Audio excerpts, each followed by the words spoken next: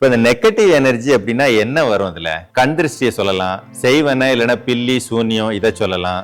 அது போக நமக்கு உள்ள உருவாகிறதுன்னு சொல்லி ஒண்ணு இருக்குது. அது என்னன்னு கேட்டீங்கன்னா, நான் நல்லா இருவேனா, வாழ்க்கையில் நல்லது நடந்துருமா, இதெல்லாம் சாத்தியப்படுமா, நமக்கெல்லாம் எங்கெங்க நடக்க போகுது, இந்த மாதிரி நமக்கு உள்ள உருவாகிறதுன்னு ஒண்ணு இருக்கு. இந்த ரெண்டு விதமா தான் நெகட்டிவ் எனர்ஜிங்கிறது நம்ம கூட தொடர்புல இருக்கும். ஒரு 10 பேர் இருக்கிறோம், நான் சொல்றேன் எனக்கு இவனை பார்த்தாலே பிடிக்கலைங்க, அவன் பேசுறதே எனக்கு பிடிக்கலைங்க நான் சொல்றேன். அந்த 10 பேர்ல மீதம் உள்ளவங்க யாரும் அதை சொல்லல. எப்படி அந்த ஆளுக்கு எனக்கு இந்த நெகட்டிவான இந்த வேவ் லென்த் வேலை செஞ்சுது? இந்த பஞ்சபூதங்கள்ல யாருக்கு அக்னி பூதத்தினுடைய தன்மை மிக கம்மியா வேலை செய்தோ, யாருக்கு காற்று பூதம் தன்னுடைய வலிமை இழந்த நிலையில இருக்கோ, இவங்களுக்கு எல்லாம் பாத்தீங்கன்னா இந்த நெகட்டிவ் எனர்ஜிங்கிறது ரொம்ப ஈஸியா அஃபெக்ட் ஆகும். இவ்வளவுதான் ரகசியம்.